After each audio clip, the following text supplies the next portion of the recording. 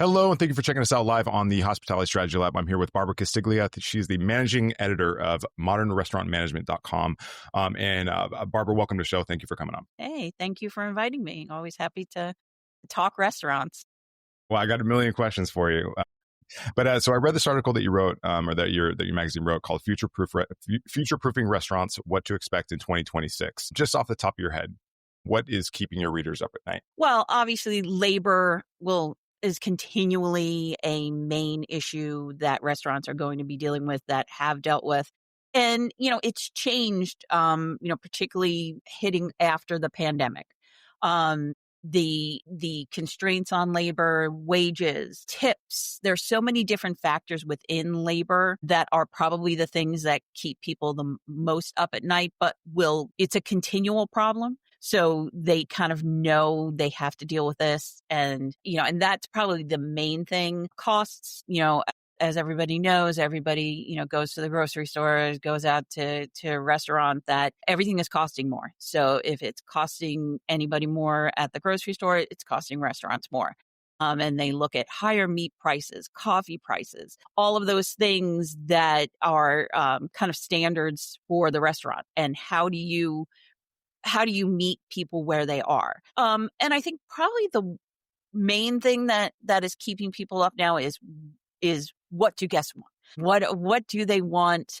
They want an experience, and they're saying repeatedly, we want to go to a restaurant and we want to have an experience, but they also want value. So it's kind of those things. How do you pair the two, and how do you balance that?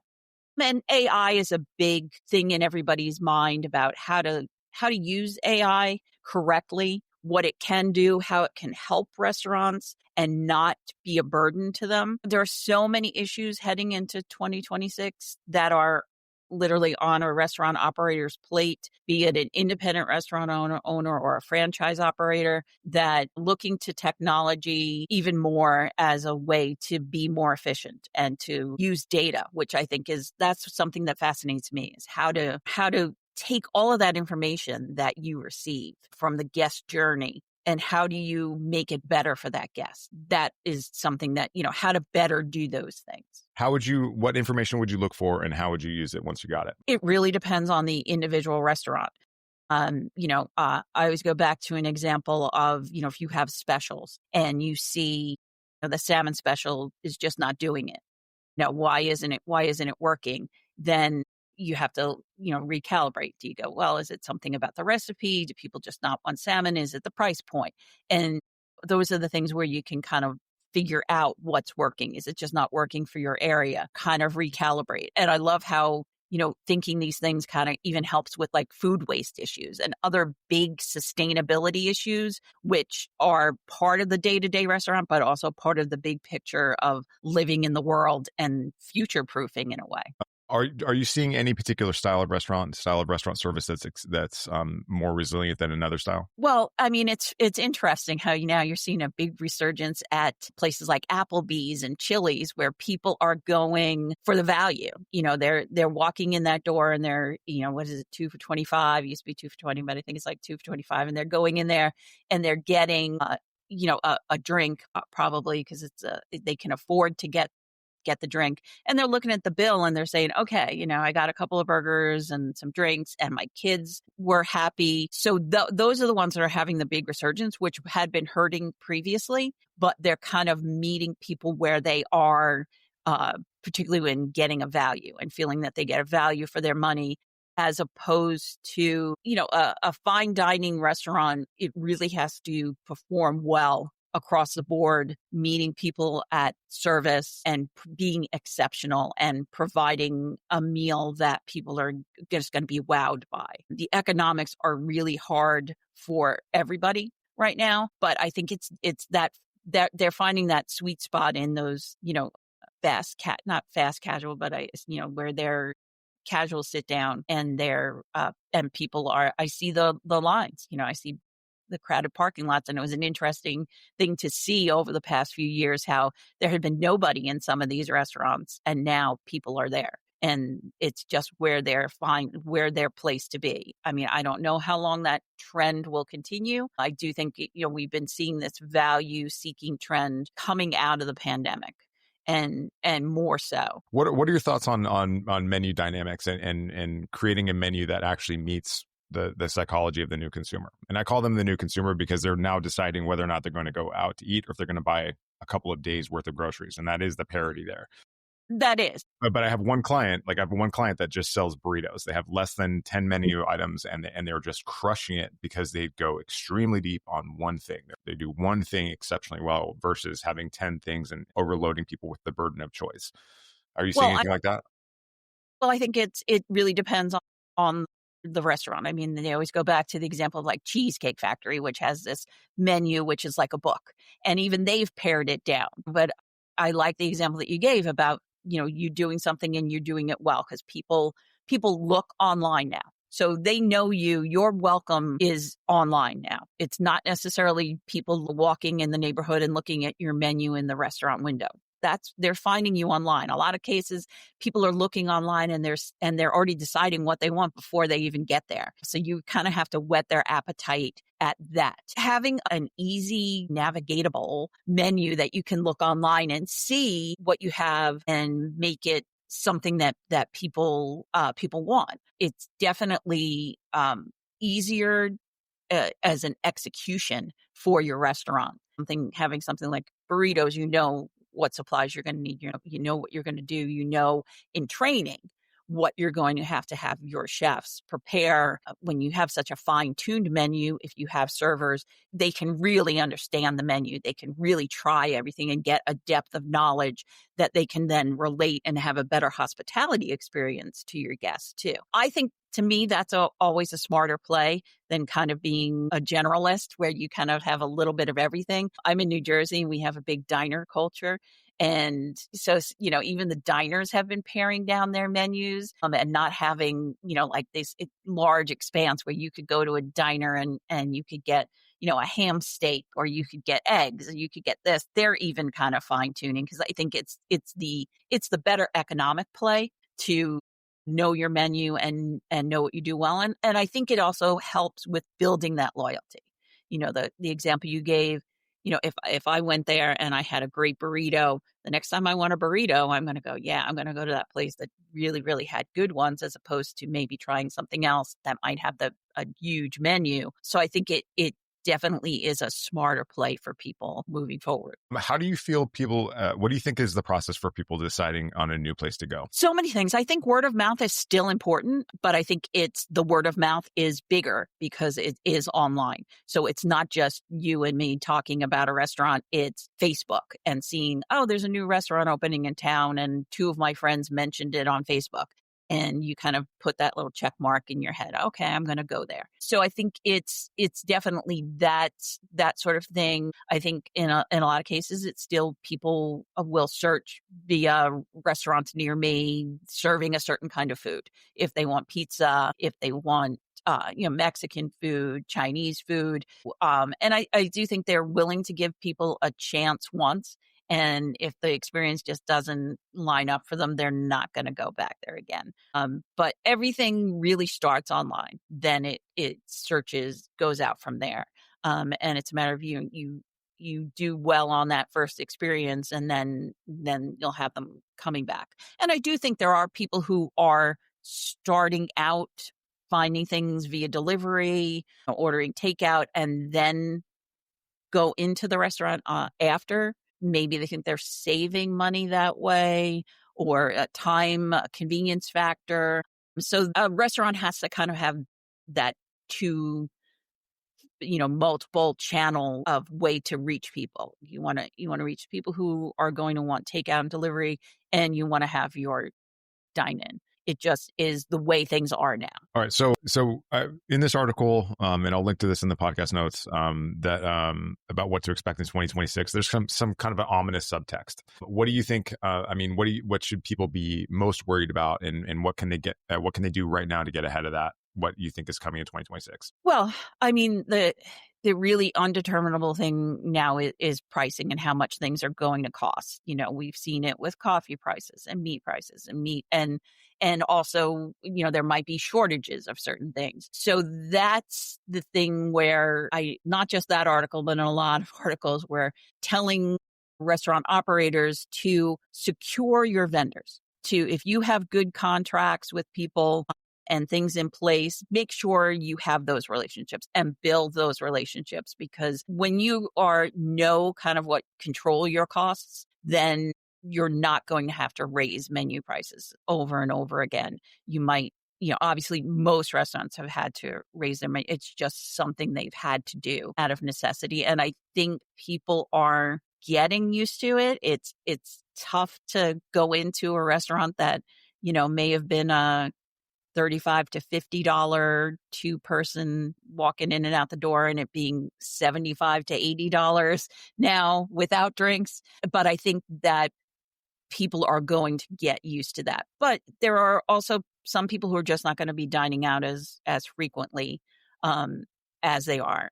For the franchise sides, limited time offers, LTOs, are really getting creative on those to get people in the door and to get people excited about things. And, making them, McDonald's brought back their Monopoly game. So, which is something they had big success with. It's always been a hit. That. It's a sweepstakes. Yeah. So things like that are also the nostalgia trend, comfort. So anything you can hit that still speaks to your authenticity. So once you go away from being your brand and you try to be somebody else, you're automatically going to lose. You really have to kind of understand what your mission is and what you do, like the burrito place you mentioned, what you do well, and then build from there.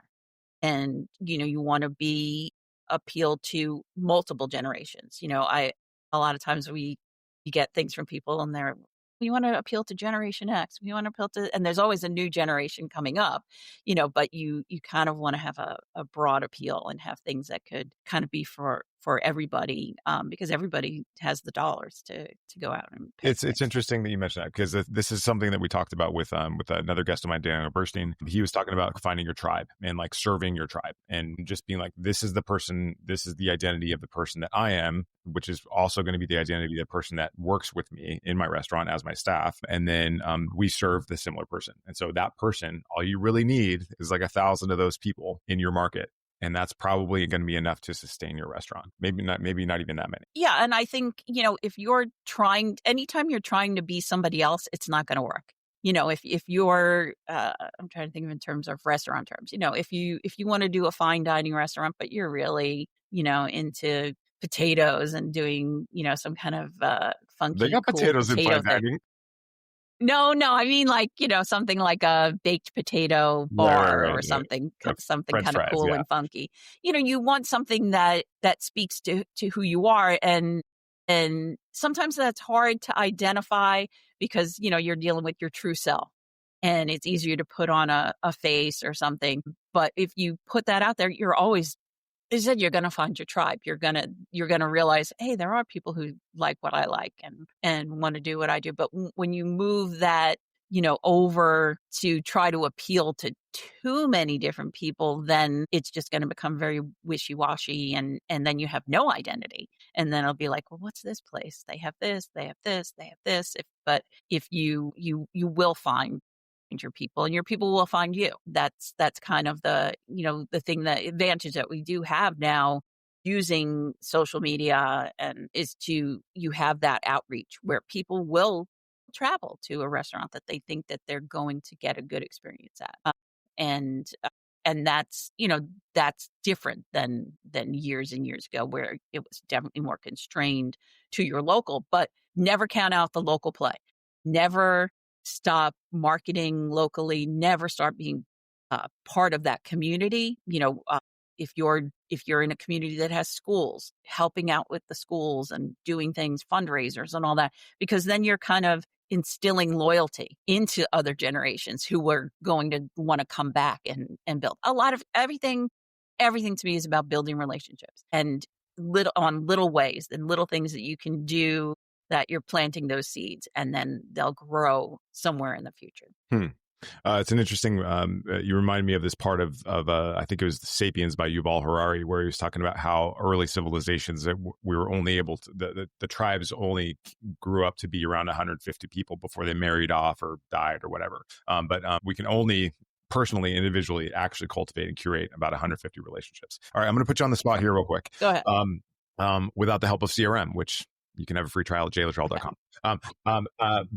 So I'm going to put you on the spot here. Let's say that you're a $3 million independent owner, like sub $3 million in a year, and you have 1 hour to market your business. What do you do? Well, definitely 1 hour a week. 1 hour a week. Okay. Well, how do you spend that hour a week marketing your business? Well, right now, I mean, video is a great play. If you have things that you can visualize, have really great photos of your food, and show. I know a lot of people have had success showing your staff, showing the people showing who you are, and relating that out. I would definitely tap a little bit into AI in terms of organization, in terms of keywords, things that you might have to, you can kind of turn your brain off, but in terms of creativity, I think that's what you kind of have to have on your own. I don't think AI is going to give you that same authenticity. It's not going to know you. As I always say, I get a lot of articles in, and I could tell they've been written solely by AI. And I can, because it doesn't really recognize like the human frailties and the human way we talk, we make mistakes, we do things. It's kind of very static and all of that. And what human beings respond to is the human element. And if any industry is about being a human, and it's hospitality, you want people to feel welcomed. It's about how you make them feel overall. So if it's something that's kind of blank and all, but if it for an hour, I mean, I would spend a campaign on that kind of goes through all of your social media. Facebook is a community oriented one. So Facebook, TikTok, the basics, and definitely video and visually focused. All right. I just had a thought here while you were saying that. I've got this, I've been kind of telling my clients for a couple of years, and I'm just like, it's the 3 Ps: people, place, product, right? Talk about the people, talk about the place, and product. And if I had 60 minutes a week, that's it, which is, I'm guessing like if you're under $3 million, you've got a plunger in one hand at all times. And so like if you had 60 minutes a week, I would distribute those 60 minutes and document something that's happening in the restaurant once a day for 7 minutes. Be like, this is what's going on here, and then just send it out to all the different platforms. Just show people what's going on. Like, it's like you don't have to like have this. You don't need an agency for this. You just need a cell phone. Interesting. So what kind of stuff are you reading? What are your best performing articles? What are some of the stuff that people are really interested in reading right now? Right now, obviously planning for the holidays. What can you kind of expect? Holiday hiring, using AI, how to effectively using AI for marketing, and more so, I think, using AI on the back end. So on the not people facing aspect. So and this more seamlessness use of AI so that it can kind of be tapped into, so that then you can spend money on the labor that will be the front facing. Interesting, a lot about fraud and cybersecurity is being interested from June on, and securing data. What's the problem? I haven't heard anything about this. What's the problem? Well, I mean, it's big full. I mean, there's different things going on with the fraud on the delivery apps, where I don't want to talk too much about the actual issue, because it's one of those things, if you say what it is, then it gives people the idea of how to do things. Mm-hmm. Bad actors, but different kinds of ways to combat fraud, things that are particularly hitting independent restaurants who don't have the same capabilities to recover. And securing. Who's the typical mark? Is it the person that picks up the phone, or is it? I think that it can be that. I mean, but I think they think that the mark is going to be DoorDash is just going to pay for this, or but it's really the restaurant. The money is coming out of the restaurant. They think that there's no, that they're getting away with something, but there is an actual victim there. And also websites that have been held hostage or Facebook pages that have been held hostage. And, if you're just a restaurant owner and you're doing all this on your own, and then somebody takes over something that is your vehicle for informing people about your restaurant, and they're using it for nefarious purposes, your trust and loyalty is automatically going to go down with people. Can I just go on a little rant here real quick? Okay, go right ahead. So I've got a client in South Africa, and they're the victim of a very sophisticated crime where they're getting mediocre reviews, like not bad reviews, but like middle, like 3 and 4 star reviews from people who have obviously never been there. And then the comment is 5-star service, but then they'll leave 3 stars. Like that was this morning. And it's a very sophisticated crime. And I just think it's the rant is that like Google is all of our silent business partner, and they do not care. They just don't care. If somebody's leaving fake reviews on your website, then there's really not a whole lot you can do. You can dispute the review, but it's typically this automated process, and then you have to escalate it over time. Meanwhile, the damage is done. Right.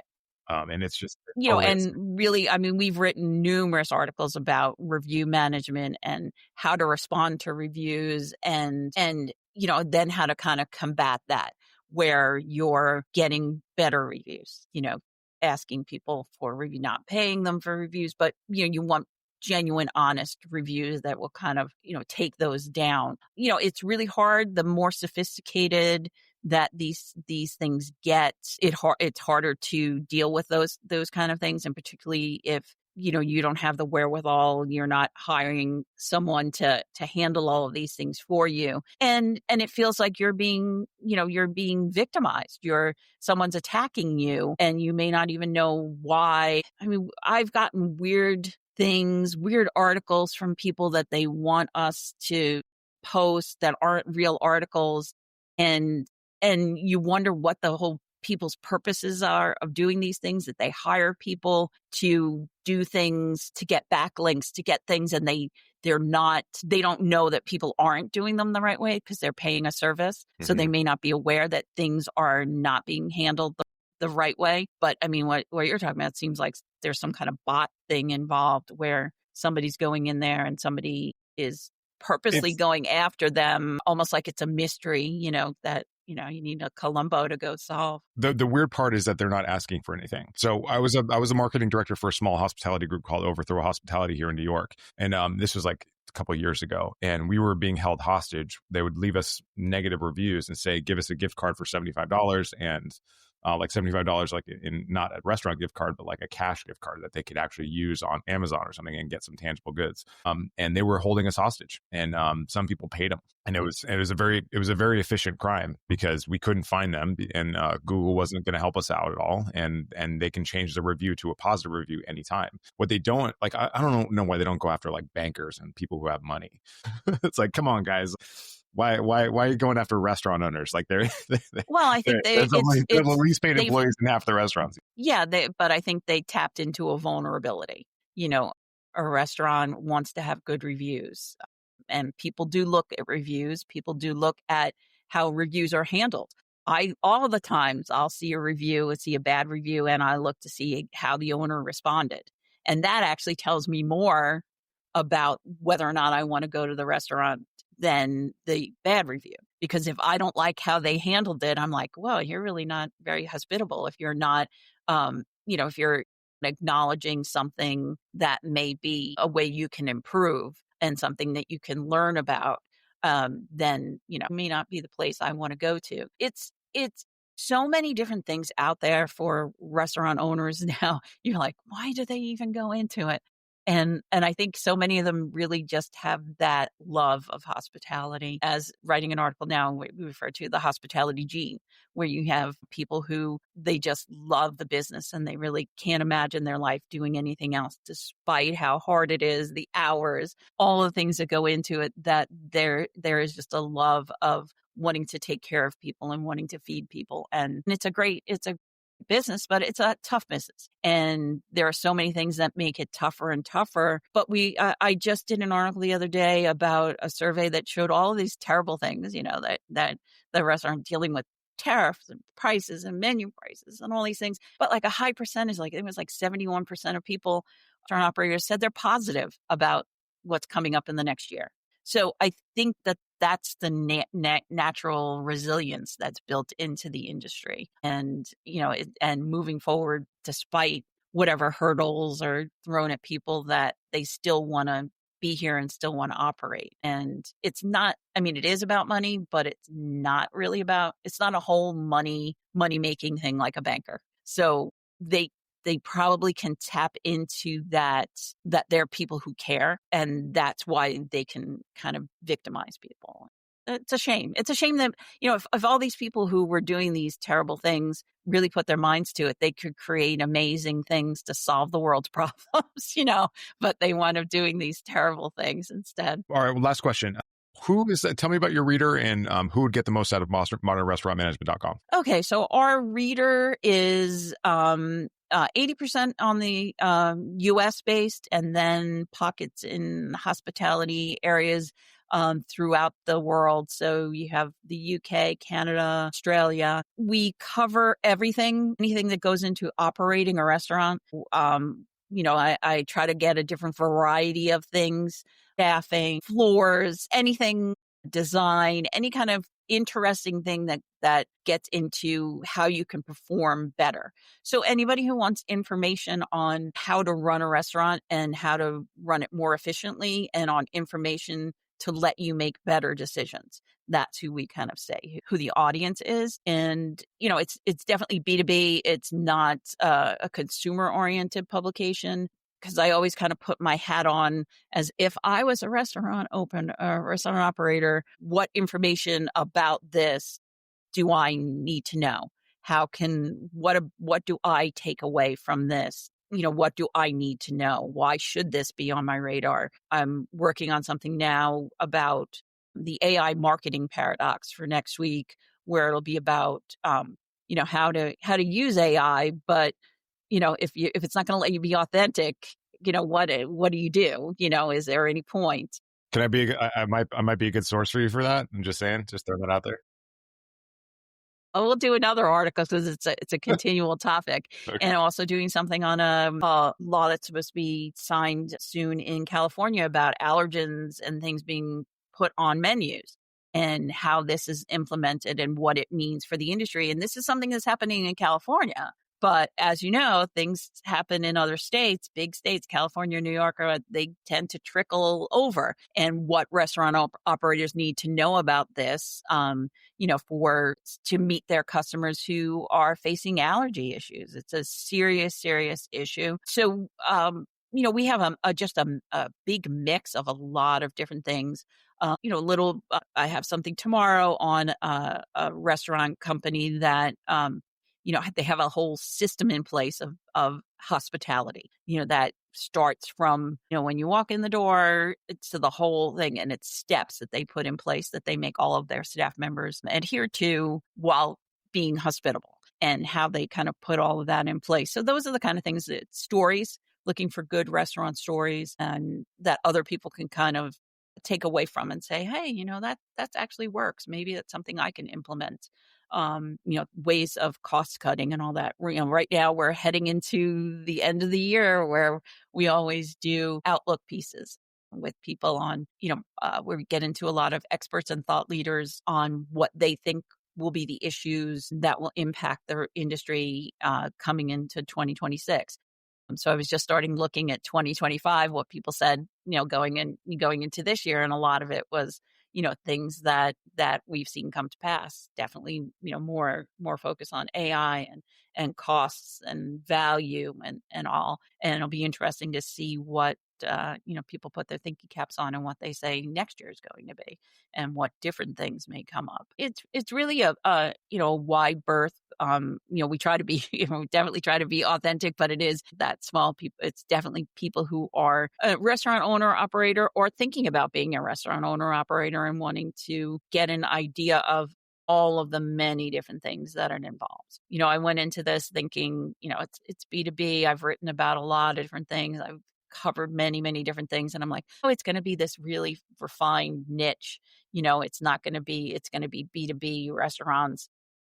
And it really is very interesting for me. I constantly am been doing it for 10 years, but I'm always excited about what the next story is going to be, who I'm going to be talking to, what story, is out there. So it's constantly changing and evolving, which as an industry, it's fascinating, to kind of see all of that. So, take a look, check us out. We publish at least one story every weekday, and try to have a nice variety, a nice library where people could research different topics if they're interested in. And always people can reach out to me and say, hey, we have a great story. We don't do products, like we don't recommend this POS system or this particular product, but we do have a positive take on the industry, I'd say, like we're pro people succeeding in the industry.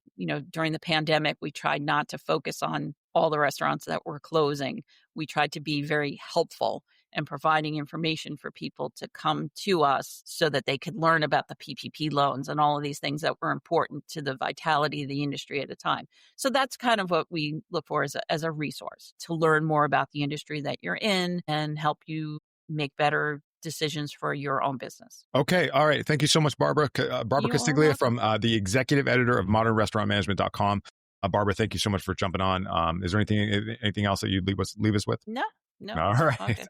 All right, y'all. Thank you so much for checking out the Hospitality Strategy Lab. This has been Jason Littrell. For more information and to join the conversation, head to lab.jlittrell.com or hospitalitystrategylab.com. And a new resource that we're developing is workshop.jlittrell.com, which is all the stuff that all the projects that I'm building and all the stuff like that. So thank you so much for joining us, and we will see you next time. And that's it.